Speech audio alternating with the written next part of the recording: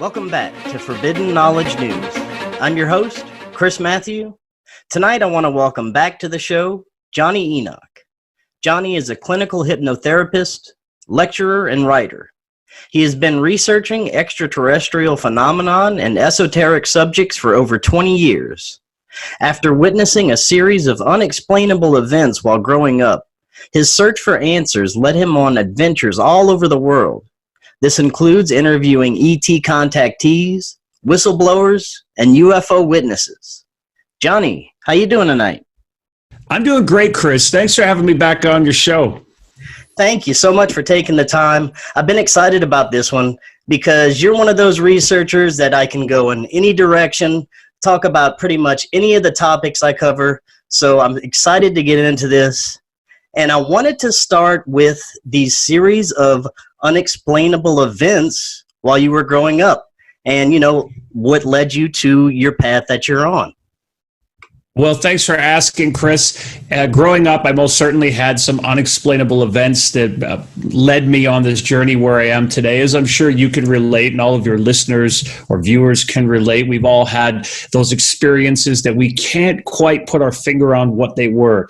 We've been thinking about someone and all of a sudden the phone rang and it was them, or we saw something in the sky, or somebody appeared in our life and vanished when we looked the other way.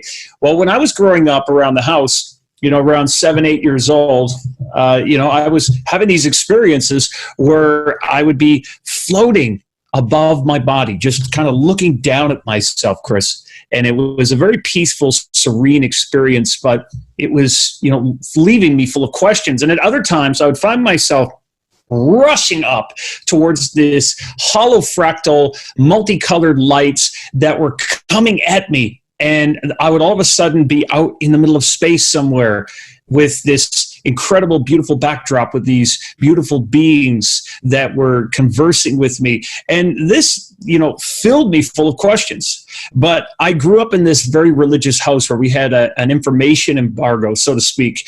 We weren't allowed to, really bring these sort of things up. And I was sitting at the dinner table. My mom, who was a very charismatic Christian, very wonderful person, though, she would do things like change the word helicopter to heavenicopter. And so what I like to tell people, when, other boys my age, they were hiding Playboys under their bed, I was hiding the New Age and esoteric books and crystals under my bed. If I wanted to see the Playboys, Chris, I had to go to their house. And so, we had all these strange experiences that were happening. And, that's just one of many of these kind of experiences that I was going through at the time. But, at other times, my sister at 12 years of age, she has this memory to this day that she can still recall. And it absolutely haunts her. And I often tell people about of this experience with her, because with her, she has no interest in the paranormal. She has no interest in the things that the forbidden knowledge listeners and viewers are interested in. She couldn't be caught dead, watching this podcast or listening to this show, right? So what she's more interested in, generally is, things like what the Kardashians are doing. But she has this memory that she can't shake, that when she was 12 years old, in her bedroom window, these gray extraterrestrials appeared, and they had the large teardrop eyes, the dolphin-like smooth gray hairless heads. And when they showed up, the first head comes through and it's peering directly at her, and another head comes from behind that one. And, these experiences that came out of that, they shook her. And my mom, to this day, she doesn't like talking about it too much, but she says both of you were complaining that you had these little gray men coming into your rooms. And she herself said there was strange activity in the backyard. So these kind of experiences kept happening. And of course, I really wanted to know. I had this forbidden knowledge in front of me that I needed to find out about. And I'm sure you can, relate to this kind of quest where you get this thirst for this thing. So then I started, saying, how can I go further into discovering more about these subjects? So I started, using different applications of developing, skills with clinical hypnotherapy, going further into the mind. And, we all go through this point in our life where when we're on this quest, where we want to find out those big questions. We want to find out the answers to them. Like, where did we come from? What happens when we die? Are we alone in the universe? So I guess naturally that kind of progressed to me going all around the world and crawling on my hands and knees, in these temples and looking at these reliefs and glyphs and putting it together. And, one thing I can definitely say, to anyone out there that's going through this and you're looking for these answers, it never ends. The rabbit hole keeps getting deeper and weirder the further you go. Definitely. I can agree with you 100%. And I was listening to you on Jimmy Church, I think it was last year, and you were talking about an experience, a rather amazing one that your son had. Would you mind sharing that here? Yeah, no, that's a strange experience. That came out of the blue because, I'm into investigating these things, and I talk to people who are contactees all the time. And my son, he's not really interested in these subjects too much. He's a spiritual person. He's open-minded because, he's hung around with me a lot. He's heard these subjects. But he was out with a friend of his, and actually there was a group of them that were hanging around Halloween of last year. And the one thing in Canada that we have different than the United States is that in the United States on, July 4th, that's your day when you guys are out there with fireworks. But in Canada, Halloween is our fireworks day. And so everybody goes out and they let off fireworks. So my son and his friends who were hanging out, they went up to a park that it's rather remarkable because they went up to this park and they were about to let off some fireworks, and they encountered some gray extraterrestrials, but they weren't completely like the smaller Zeta Reticula type of gray extraterrestrials. One of them was quite large. And I guess with this experience, to make a long story short, which is very, very strange about this encounter that they had, is that there were footprints in that area that were discovered in the trees in the area nearby. And the day before that, apparently there was another encounter in the same area. And just before my son had his experience, a friend of mine, Derek White Sky Cloud, who is a Métis elder, and he's a seer, he was trying to get a hold of me to actually tell me about this experience with these girls that were having an experience around the same park. So the whole thing was so strange that, I go back to investigate this site. I go back with his friend, and, it was very strange to hear them recall it. And they, it gave you kind of like goosebumps just to talk about it with them. But it's strange because there are some other people I know in the area that went to go investigate that site because there was other sightings in that area around this particular spot in British Columbia, Canada. And so what happened after that is when this other fellow I know named Chad went up there, there was a neighbor in that particular area, and he came out at the same time when Chad was out there investigating this particular site, and he said that they saw a UFO come right over top of this particular place. And they themselves had experiences there that spooked them out. So I would say the whole thing just took me by surprise. And you never know how close, we are to these sort of things. And, oftentimes when people are ET contactees, it runs in the family. Well, that's what I was just going to say, because I myself have never seen a UFO. I've never had any contact experiences that I remember or know of. And there seems like there's so many people that have these experiences more often.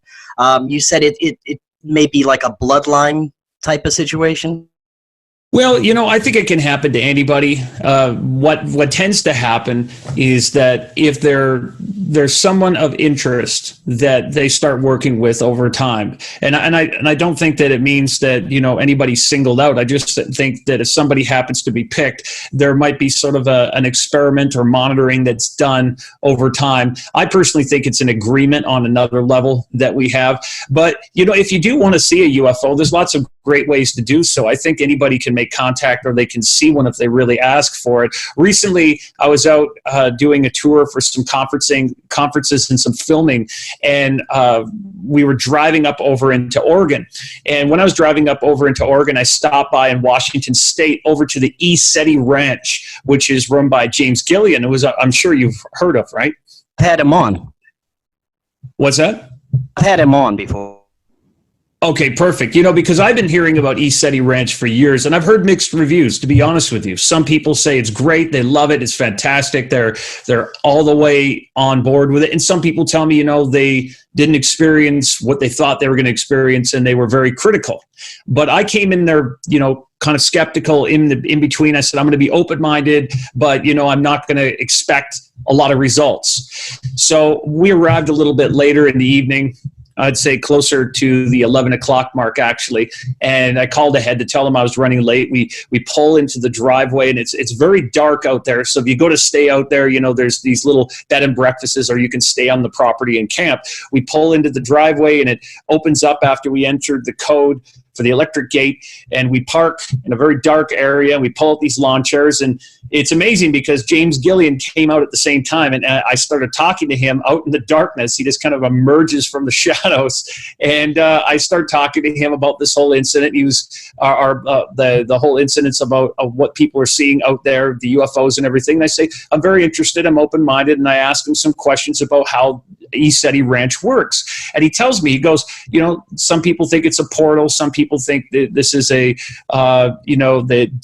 dimensional area is kind of thin, but he tells me that the mountain that's in front of there, Mount Adams, you know, kind of has a perhaps base inside of it that opens up, and these UFOs come out. So I say, okay, I'm going to go check this out. Everyone has their traditional Dr. Stephen Greer style green laser pointers, and they're out there trying to spot things.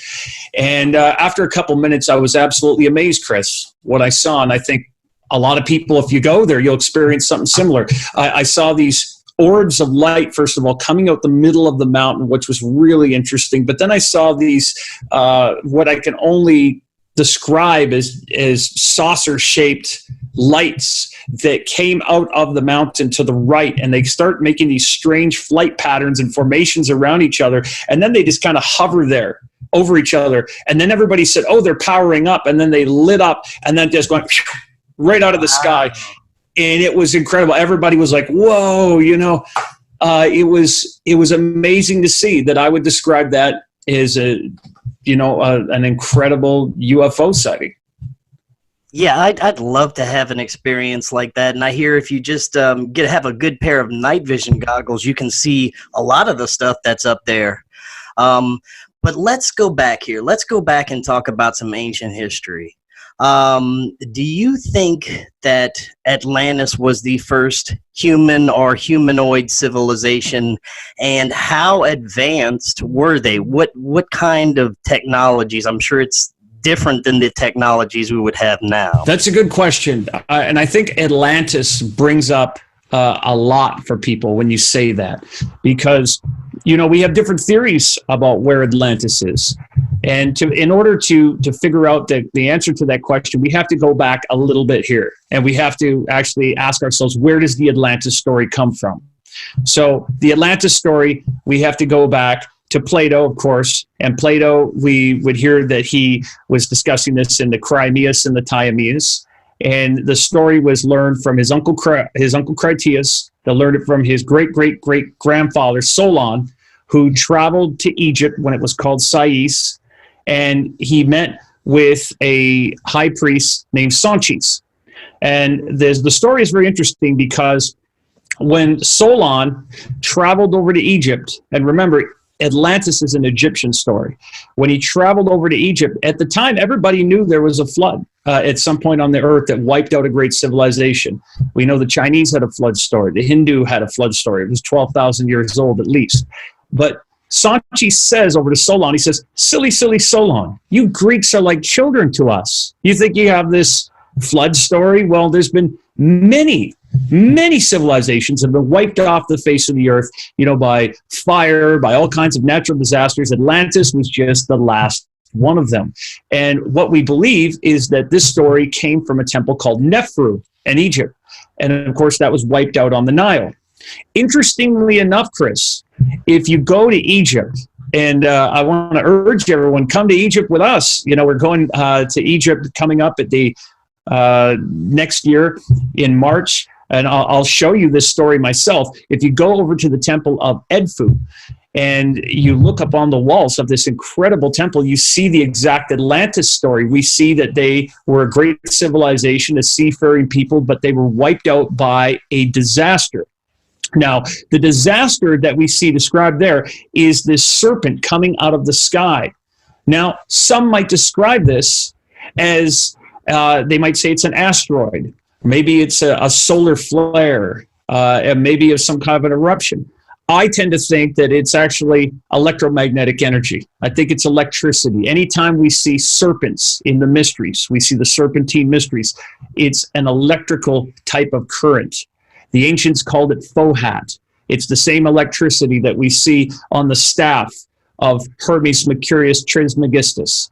It's the same energy that we see described with Nikola Tesla as he's talking about scalar energy, or the Germans talking about Vril energy. These are the geomagnetic energies of the earth, the ley lines. It's like kundalini through your body. There's energy in our universe. So I think they were very advanced, these people. Atlantis has been theorized by many people, and I'm sure you've come in contact with these theories of people that believe that either their central hub was in the middle of the Atlantic Ridge, with the Azore and Canary Islands being the mountain peaks, and this was a group that was sitting there, coming out of the Pleistocene period, the last ice age, into the Holocene. And this is a very good theory that this is an area when the Earth was going through changes, that this was happening. And some people now, they have all kinds of theories where they'll say, maybe Atlantis was on the Eye of Africa. I'm sure you've seen that with the Mauritania theory that people have come out with. I think that's thinking too small, because what we have to realize is that Atlantis was a global dissemination of culture. We see that these people that were there, obviously the Egyptians are telling us, the Egyptians are saying, hey, this is where we come from. Well, then we look at things like pyramids. We look at all these obelisks and pyramids and incredible structures. Well, we have pyramids on both sides of the Atlantic. Look over in the Yucatan with Chichen Itza. Over in Teotihuacan, over in Guatemala with Tikal, we have 140 pyramids in the Azorian Islands, a great gigantic pyramid that's over in China. We have underground pyramid that people don't want to really talk about, but it's there over in Alaska. We have a pyramid in St. Louis. We can go on and on about the pyramids all over the world. So to answer your question, was Atlantis the first civilization? No. Were they, a natural unfoldment of, advanced civilizations on this earth? I believe that to be the case. They were very advanced, and they did have very advanced type of technology. I believe that what we see with these obelisks, which we can get into today, obelisks and pyramids, what you're looking at is a very advanced form of technology. They were experimenting with geomagnetic energies and gravity, and that's what went wrong in their experiments, and they essentially destroyed themselves.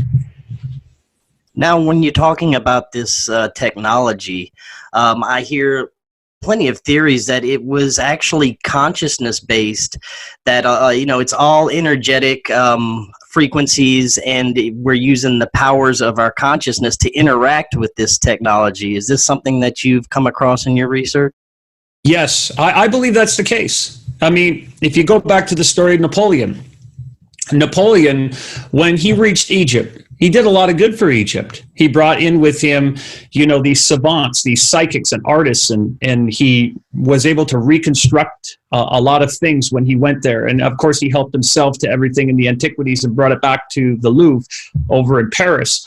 But when we go into Egypt further, and we examined what happened to him, when he went into the Great Pyramid, he went up into the Great Pyramid by himself.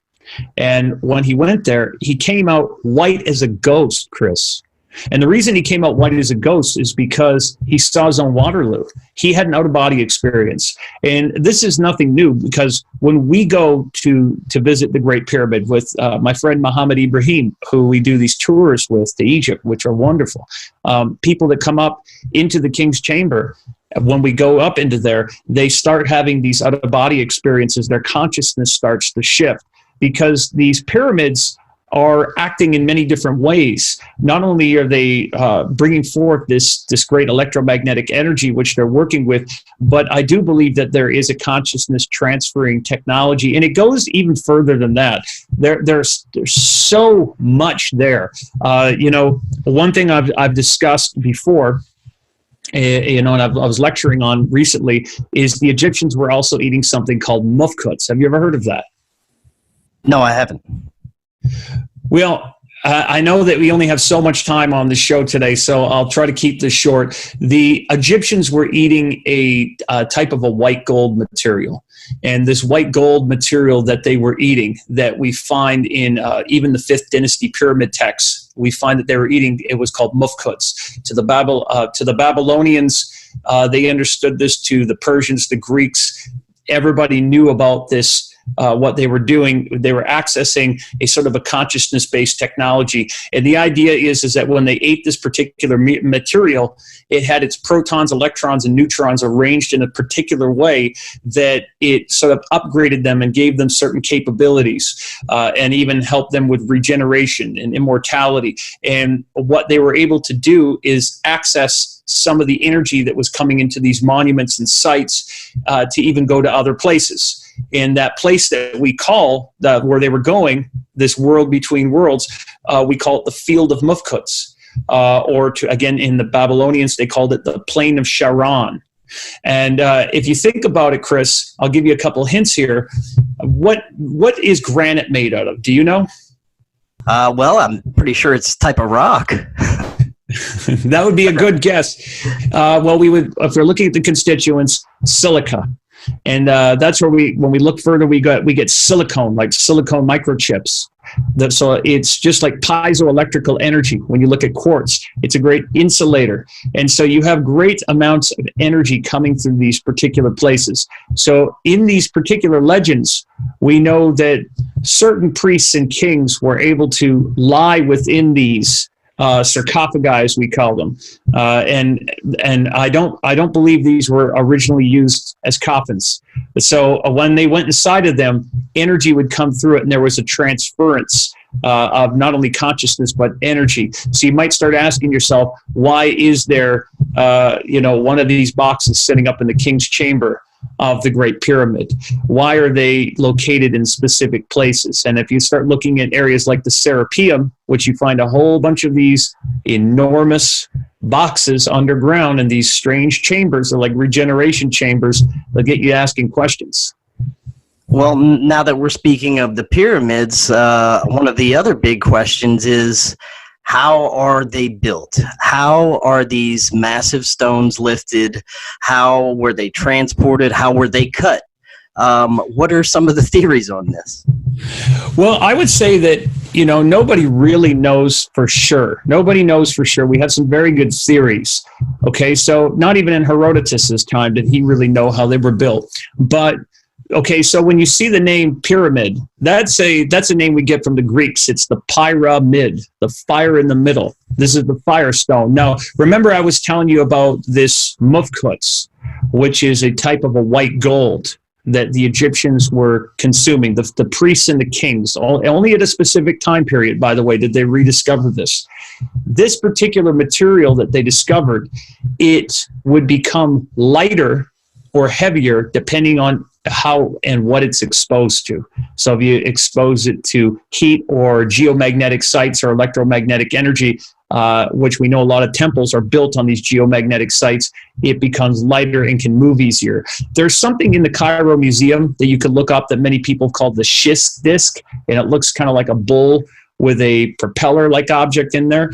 And a popular theory is that, if we go back to what John Anthony West looked at with acoustic engineer Tom Danley, they looked at the fact that this could create these sort of anti-gravitational fields that these blocks could be lifted up and become weightless. And so we have those sorts of theories. Other theories people have put forth that they said that perhaps these were built at times when the whole area was submerged in water, and they just kind of moved them around easier in that respect. I tend to think that it was done with a sort of sound and anti-gravitics and some other sort of more advanced ways of doing this. I think some of these other explanations are rather primitive, but I completely dismiss any notion that there was ropes and pulleys. I think that's nonsense. I also think it's totally nonsense that it was a pyramid, or it was a pyramidal tomb for Khufu.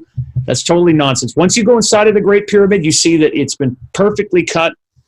It's built like a Faraday cage, with its granite, limestone, and sandstone. And I think that's why guys like Chris Dunn have, put forth these incredible working hypotheses. Well, how it works like a power plant. It's an amazing, magnificent edifice. And by the way, Chris, there are no hieroglyphics in the pyramid.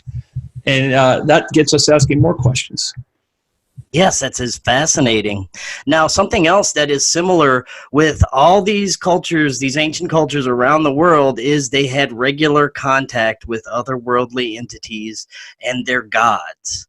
Now, why do you think at some point this ended, or did it just become a secret and just reserved for secret societies? What are your thoughts on that? Well, first of all, we have to look at the notion that when we see like Isis, what do you see when you see Isis, who's also, by the way, Pisces, and is also the goddess on the side of your Starbucks cup. But when you see Isis, she has these wings, and the wings are telling us something. When you see that, it's not just from our angel iconography. The wings are telling us something, that they went somewhere. They were coming from above. And so we do have this idea. And also, we have other connections to, the places like over by Abu Sir and the land of Bu Wizard, that there are beings that were coming here from Sirius over in Egypt. And we have all sorts of connections in that respect in our Egyptian mythology. But there's a very interesting story that has come to my attention over the years, and it was told to me by a very good contact that is a very reliable contact, and I've confirmed this around with people in Egyptology and archaeology circles, but it's sort of a hushed-up story I can share with you. That if first of all, if I were to ask you, where do you think Joseph Stalin spent all his money, what would you say? I would have no idea. Well, the interesting thing about Joseph Stalin, and when we go back to the Soviets, he actually spent all his money in Egypt or on Egypt. And, the interesting part about that is that when we go back into the looking at Nikita Khrushchev and President Nasser back in '64, they built something called the Aswan High Dam. And at the time, it was called the eighth wonder of the world. And to this day, there's this incredible monument that's a Soviet partnership with Egypt. But if you thought the Soviets gave a damn, pardon the pun, if you thought they gave a damn about the Egyptians building the dam, you would be wrong, because here's the thing, is that they were there for the same reason that Napoleon went into these places, or Hitler went into these places. They were looking for lost high technology. And believe me, they found it. What I'm told is that they went down into a cave in that area. They went down into a cave system when they were digging, and they go down into this cave area. And as they get down in there, they found a very strange, you could say, remains of a 9-foot tall body. And in this 9-foot body, it had all these kind of strange apparatuses coming out of what looked like a breathing mask, and almost like a very futuristic kind of body armor, or almost like a breathing apparatus that was there. And when they went there, according to the intelligence briefings or the classified documents, it was labeled the Visitor. So I know that there was other remains like that were found, I was told, and this was something that was very much off the radar. Now, there have been whispers of this on the internet over the years, and people have gotten little pieces of this story, but I've been told many times by people in the know that any pictures on the internet about this are completely fake.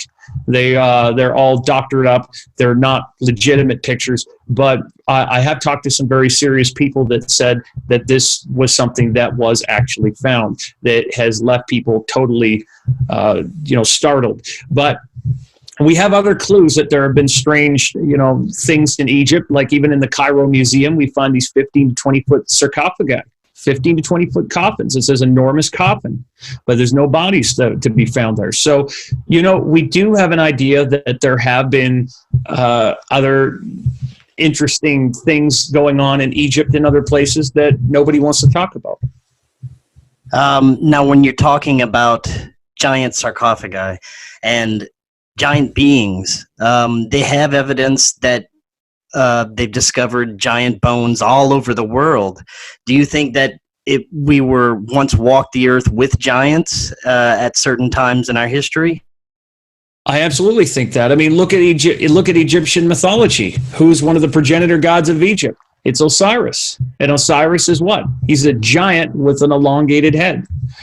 We have, giants that we can connect over to the Chocolate Mountains, giants in Ecuador. Look at the giants that, we've found mentioned in our biblical texts. I very much believe that there was a very serious and effective cover-up that was done by the Smithsonian, allegedly connected over to the Grand Canyon. So the stories of giants is nothing new. In fact, I've talked to many indigenous elders and people that have told me that they have stories of giants, that they talk about regularly. Now, I wanted to move on to what we were talking about earlier about Freemasonry. Now, we were talking a little bit about how it kind of gets a bad rap and it's misunderstood, especially in a lot of people in this community. They associate it, I guess, with the Illuminati, just more malevolent things that are happening because of secret societies. I'm sure there are certain factions that happen to be Freemasons that are in on some of the more terrible things that are happening around the world, but I happen to agree that Freemasons in general aren't evil, and they aren't the ones behind the things we should be watching. Wouldn't you agree? Well, the thing is that with Masonry, it's a complicated subject, because I don't even believe that, when we look at what we call a Mason, that's actually a new term. Of what the Masons are is that they're really a very ancient group. These are very, very ancient teachings of the mysteries, and it goes back into what we call the artificers. And that's a fascinating subject about who the artificers were, because we know Constantine's father, he was one of the artificers. He belonged to the Collegium Artificam, the College of Artificers. And this is actually one of the real secrets, according to General Albert Pike and Manly P. Hall, about where we see York Rite Masonry being the inheritors of the Templars. The Templars encountered the Dionysian artificers and the Eleusinian mysteries. What are the artificers? An artificer is a builder. It's a mason. These are also our craftsmen. And so when we go back further than that, all the early Egyptian kings and priests, they were all the artificers as well. And so most certainly what we see from Masonry today is that Masonry is the true inheritor of the mysteries. It brought it forth. But Masonry is complicated because, again, there's different orders of Masonry and different types of Masonry. Masonry has a different role it's played in history. There's times when we can look at Masonry as having a great political effect when we go back into the French Revolution or the American Revolution. But then there was a type of a constitution passed in Masonry that came out after the 1700s that it became more apolitical, you could say. But again, there's Blue Lodge Masonry. People go back and they'll look at French Grand Orient Temple Masonry, who gifted America the Statue of Liberty, by the way. And you can see a plaque at the bottom looking at that as a gift to the first Masonic Republic, which was America. Or you could say, okay, there's Scottish Rite Masonry, there's Memphis Mizraim Masonry. So again, a lot of people lump in all these various Masonic conspiracies and stuff, and they'll go out there and they'll see something on the internet. But like you said, there's many really great Masons out there that are fascinated by these subjects, and they're really keen to finding out more about what's going on in the world. And I'm glad to hear that you have that view. You briefly mentioned that America being the first Masonic Republic. Could you talk a little bit more about that, and how basically a lot of the layout of Washington, D.C., how it's esoterically set up based on these ancient secret societies and Egyptian mythos and everything like that? Of course.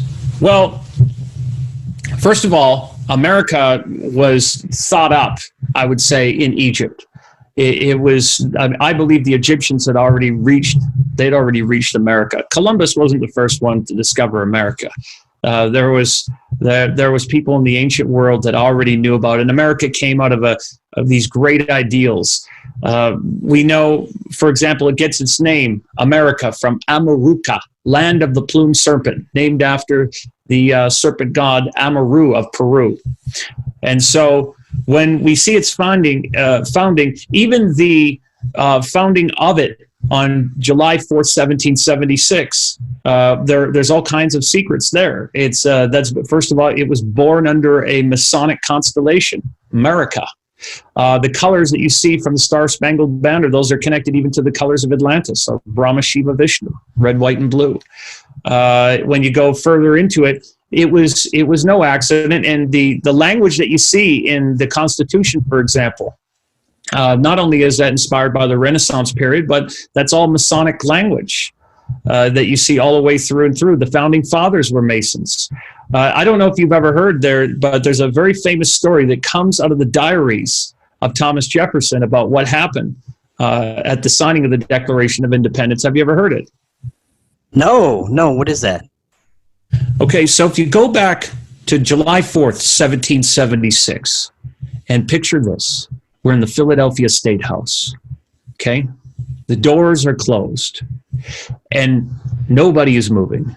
Nobody is even, mumbling anything. They're all kind of just sitting there, sweating away. They're stressed out. They're worried because of the British, and they don't know what's going to happen. But there's something great that happened, because America was not an accident. It came from an incredible blueprint. So what happened is, according to Thomas Jefferson, in his diaries, a mysterious man came from behind closed doors. And as he approached them, he said to this room that, had the likes of Thomas Jefferson, you had John Adams, you had Hancock behind the desk with his pen in hand, just trembling. The man said to them, "Do not fear for your lives. Do not fear the redcoats or the British." He said, "God meant for America to be free. Now sign that document." And as he said that, he startled Hancock so much that John Hancock moved his signature all over the place. And we're told, the reason his signature is so big is because King George was blind as a bat and couldn't see anything, so he had to make the signature big. But the other story we get is that he was startled. Now, many people have asked, who was this mysterious man? Was this mysterious man an angel? Was he the spirit guide of America? Was he El Morye? Or was he Saint Germain? Was he an extraterrestrial? Others say perhaps he was the member of one of these secret societies. I tend to think perhaps a little bit of all of the above, but there were great things that took place. And I would definitely say that when you go back into the likes of Sir Francis Bacon, when you go back into the likes of these great minds, and those out there, they all had a hand in it. And America was very much a Masonic Rosicrucian plot. And it came very close to not happening. And so that's why these secret societies played a great role, and they've always played a great role in seeding our religions and helping preserve certain kinds of knowledge that the unthinking masses wanted to destroy.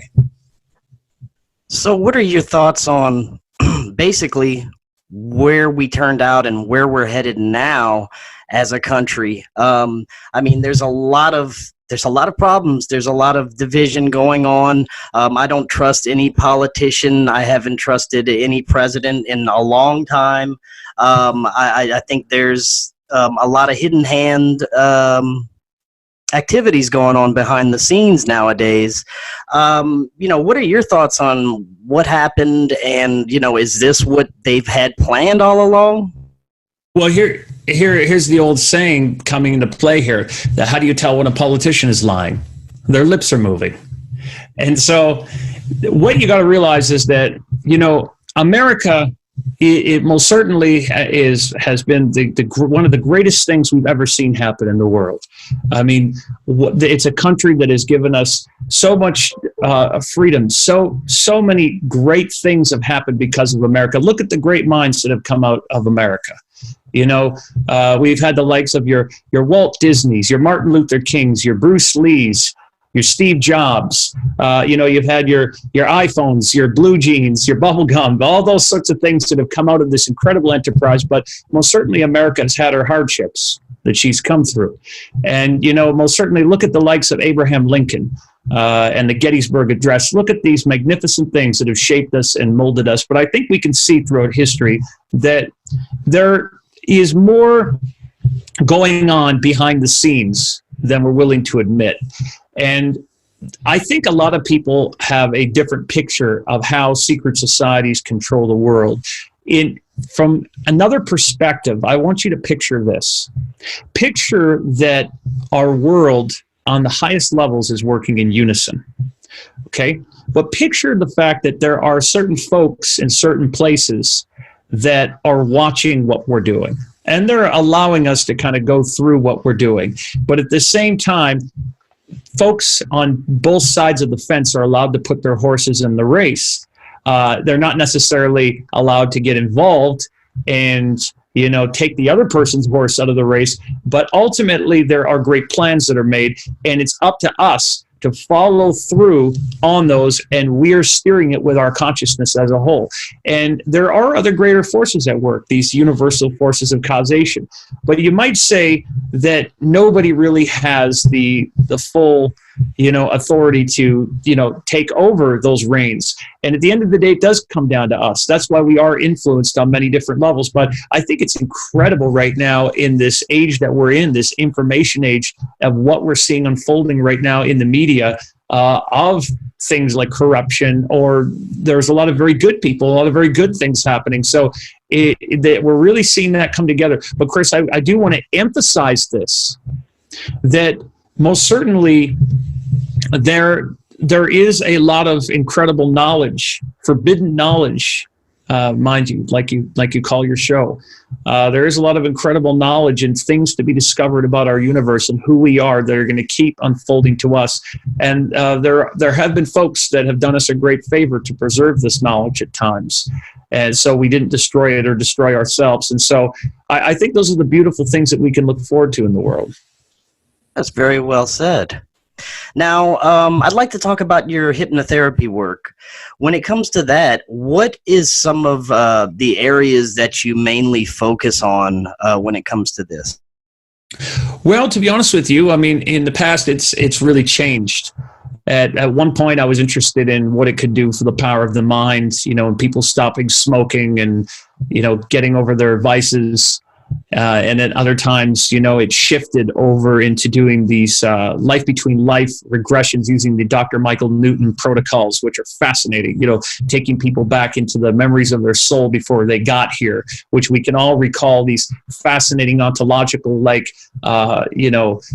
recalls of different places that we've been in and where we came from. And then I was also doing a lot of work looking at people who are ET contactees. And at times, some of the sessions I've done on people who've been ET contactees have been played on screens at conferences. But I would say that the last few times I was doing hypnosis, and I don't do it that much these days because I'm so much busier in my other work and my research. But at the last few times I've done it, it is focused on working with remote viewing protocols. And what's really incredible, if you take somebody who already is psychically inclined or they're very good with remote viewing, that you put them under hypnosis and the remote viewing is cranked up through the roof, and their ability to project their mind into other places is on an incredible level when we bring them down into the the alpha or the theta state of brainwaves. Now, when it comes to the regressions that you've done for ET contactees and abductees, what are some of the more recurring themes that you notice when working with them? Well, I think it's really incredible that people will come to me and they'll have a memory that maybe they had missing time and they didn't know where they were. They said, all of a sudden I was in the middle of this situation. I woke up several hours later. Or I was walking that morning at 9 a.m. and then I woke up in my car later that evening at 5 p.m. I'm always amazed at when they start recalling what it's like being on the ship, or the first time that they've encountered these extraterrestrials, that they start describing to me that the exchange of communication is what amazes them, that it's very metamorphic and telepathic, that they're overwhelmed by being in the presence of these beings. Sometimes the beings are very loving and it's very benevolent. It's never that the beings are evil. It's just that maybe they're shocked at first. That's maybe why their memory is kind of blanked about it, because that they're just in psychic shock that they're looking at this enormous being that looks completely different than anything they've ever seen. And so that's part of the cool, that's one of the cool areas of doing this sort of work. You get to hear these stories, and oftentimes it's very emotional for people. They'll be sitting there in the chair and they will be crying. And one strange thing that happens sometimes, Chris, is that when they're sitting there in front of me, they're interacting with that being in real time, and that being sometimes can speak to me through them. Like it's almost like time space is broken. And so that kind of stuff is really neat. And I feel like I'm in a privileged position sometimes when I get to experience that. I've heard a lot of abductees talk about hybrid programs, and taking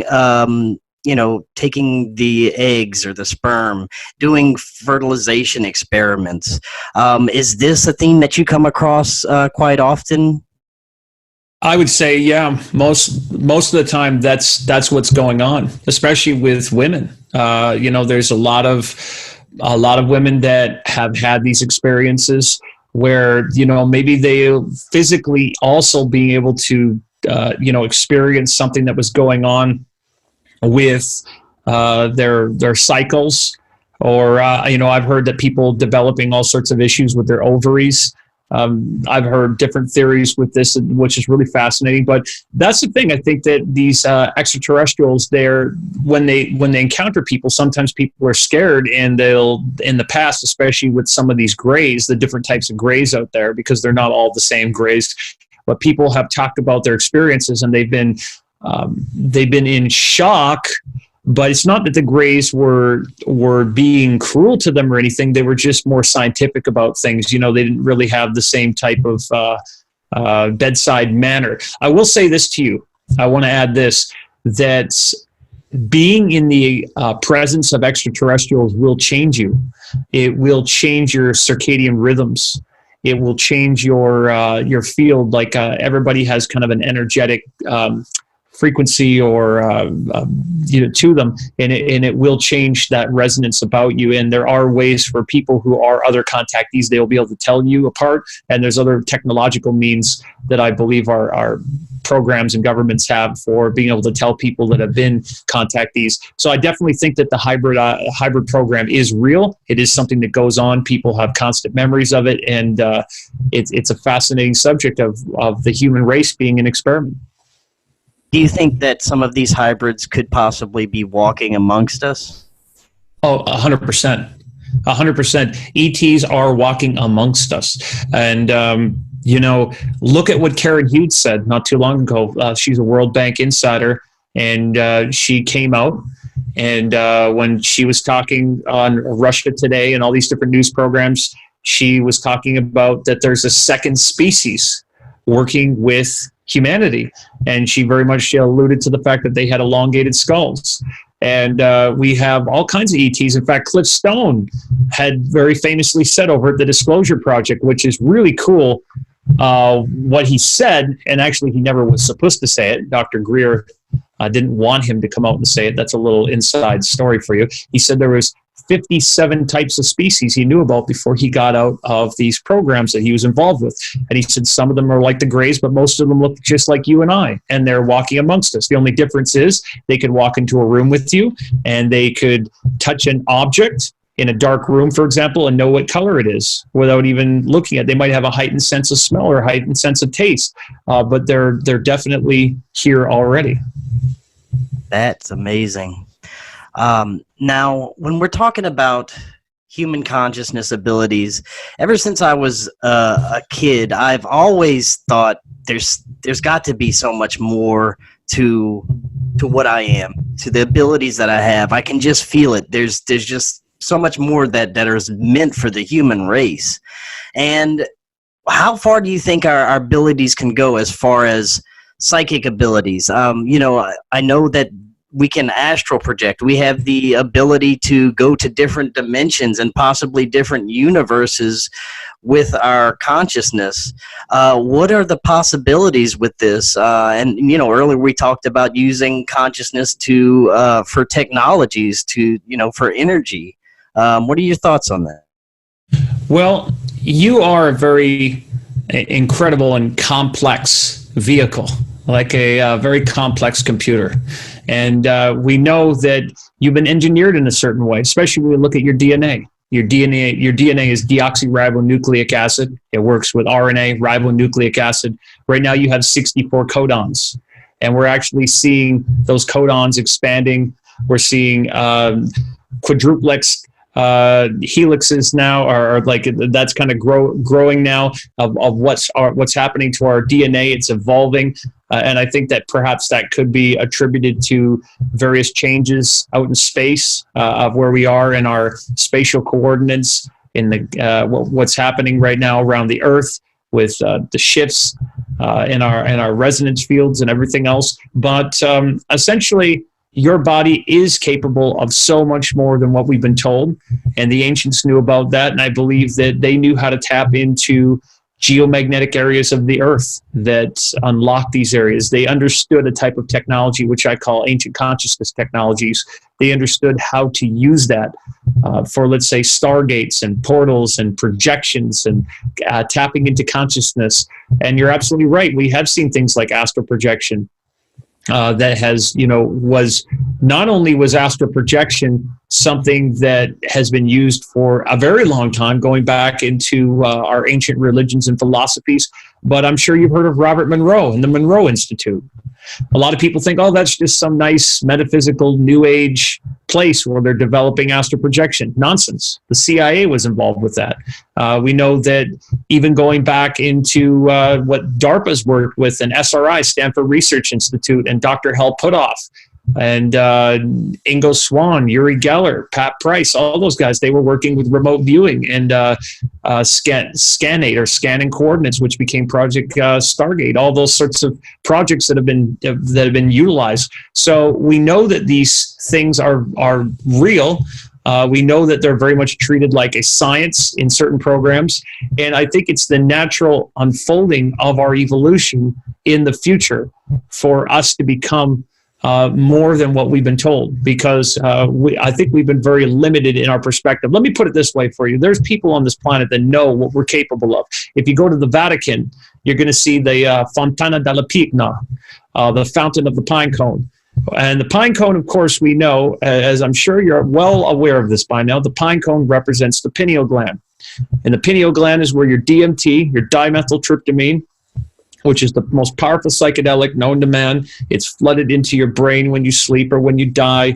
Dr. Rick Strassman calls it the spirit molecule. It's naturally created in our brains. But again, we have our serotonin, our melatonin there. Well, this has been called our spiritual doorway in the mysteries. Well, if you go to the Vatican, they have the Fontana della Pigna, the fountain of the pine cone, and behind that, we have an open Egyptian sarcophagi. that is telling us something. It's telling us that there we can transcend beyond the physical body. In front of it, in the Vatican courtyard there, you find an egg, which is not only like the Orphic egg that we find in the mysteries, but it also is the thalamus. And so this is very, very cleverly placed there. And they're telling us, that there are ways that we can understand that we can become more than human, so to speak. When it comes to our consciousness and the afterlife or the spirit world, do you think that we are reincarnated? Sometimes. Okay, so it's a choice for you to come here. We come here to grow and evolve. And it's not really a punishment or anything negative. You come here and you come here to learn. But there are other planets and places you can go, and you can choose to stay back on the spirit side if you wish. And that's interesting because I have a wonderful friend out here named Garnet Schulhauser. If you've never interviewed him, I strongly suggest you check him out. Check out his books.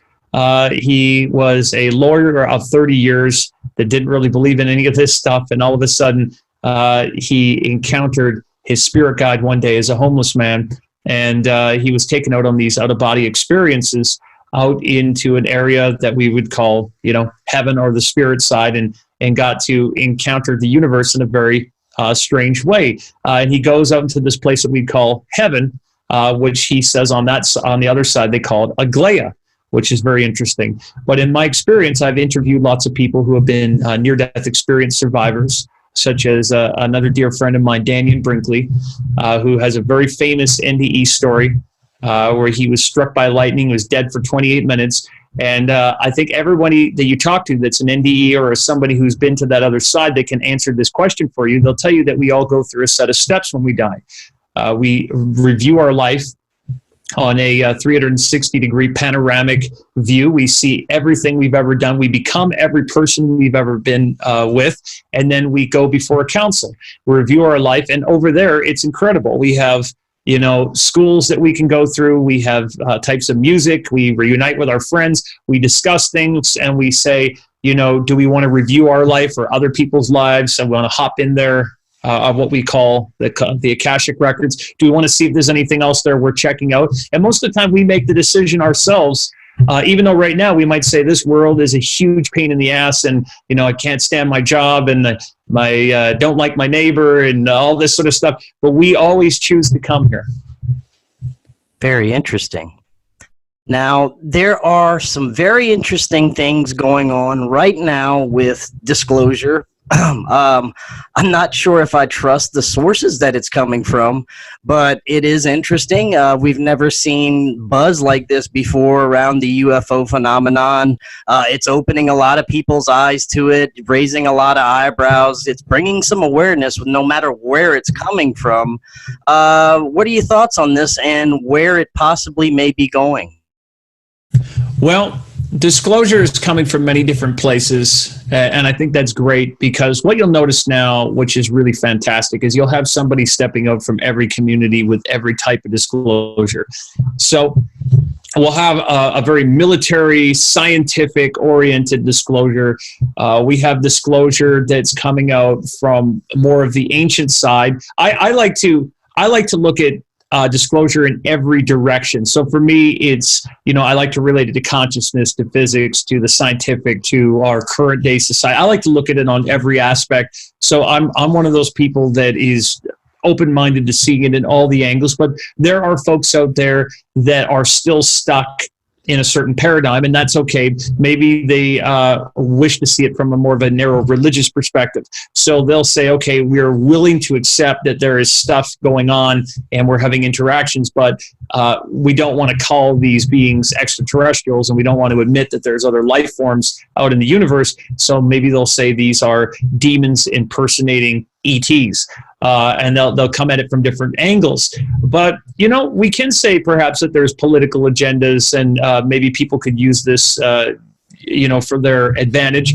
But at the end of the day, each and every single one of us, we have to evaluate whatever it is that we're reading or hearing, and we have to ask ourselves, how does it make us feel?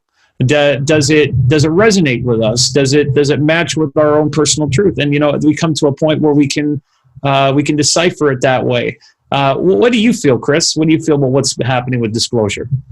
I'm excited on one aspect from the disclosure that's coming from people like us, the independent researchers, the people that I speak with. It's really fascinating. It's really exciting. As far as the military disclosure, it's probably for a purpose. I couldn't tell you what it is, but nonetheless, it's still disclosure, like you said. And I'm excited about it. I'm ready for what happens next. Definitely. Well, I'll tell you this: there are folks in the military realm, really good folks that I've talked to, that have told me in private conversations before, just personal opinions, even, that the weight that they have that's on their shoulders of just knowing about this really cool reality that this has been taking place, and the concern that they have, the deep concern that eventually the rest of humanity is going to have to come face to face with this reality. And I don't think it's a negative thing. I think it's a beautiful thing that we're not alone in the universe. And we've known for a long time. Okay, seriously. Galileo Galilei, he had his contemporary, who was Giordano Bruno. Bruno was telling people there was innumerable planets with other life forms out there, and what they did? They burned him at the stake, and they got rid of him quick because he was interrupting the narrative. So we've had guys on our planet try to tell us this for a long time, but not too long ago, I was having a face-to-face conversation with Paul Hellyer, who is the former Canadian Defense Minister of Canada. And he told me, there's extraterrestrials that are working with our scientists on our bases, and they are developing things. But, the people aren't, some people out there don't think that the rest of the folks out there are ready to accept that.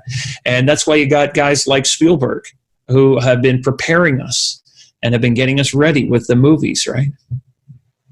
It's fascinating. I can't wait to see what's coming next. Now, in closing, let's talk about where you see us going, say the next 5-10 years.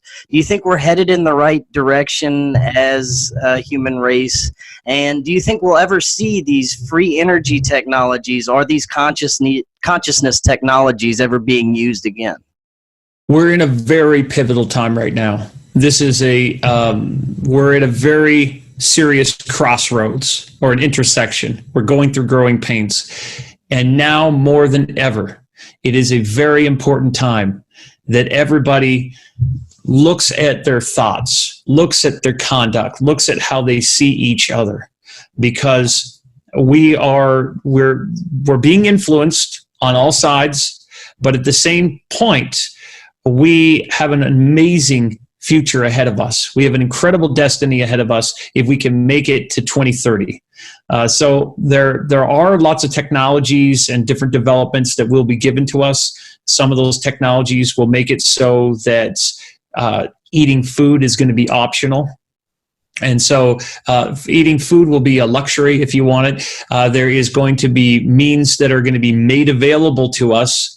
And there's different ways that we can do this. We can either do it naturally or technologically speaking, so that learning is going to be instantaneous, so that you will have telepathic communications, so that there is going to be a means to go wherever you like, so to speak. Life extension is most certainly going to be there. But I would say that in the next few years, some of the things we're going to have to deal with is the implementation of artificial intelligence. And where does that fit into the things? We're also going to be looking at dramatic Earth changes. And these Earth changes have more to do with our spatial coordinates, that where we are in space and what's happening inside the Earth, actually. There's a lot going on there inside the Earth with what we call the underwater mantle. And I truly believe that the greatest part about what's happening inside the Earth, around the Earth, and to us has a lot to do with consciousness. So if we can see each other in a more loving way, take responsibility for our actions, and realize that if we want to become citizens of the universe, first of all, we have to become citizens of the earth. So I really truly believe that that's where embracing this forbidden knowledge and to really learn about who we are is really going to benefit us. Very well said. Jonny, I want to thank you so much for coming on tonight. Your website is metaphysicalsource.com. YouTube channel is Metaphysical Source. Before you head out, tell everybody about anything interesting you got coming up. Well, there's so many interesting things coming up always, Chris, but thank you so much for asking. It's a pleasure to be on your show always here. But most certainly, I'm very excited about an upcoming tour we have over to Egypt. It's called the Ancient Mysteries Tour, or the Ancient Stargates Tour at ancientmysterytours.com. Please join us. Because I can show you firsthand everything that we were talking about. We're going to go examine where the stargates are. We're going to talk about the things that we were saying earlier about the mufkuts, the ancient consciousness technologies, and so much more. And also, stay tuned to Chris. Subscribe to this channel. Share this video. Spread the word. Forbidden Knowledge News. Awesome. Thank you so much, Jonny. That was amazing information, and I will definitely have to have you back on again. All right. Thank you so much. All right. You have a great night. Hey, you too.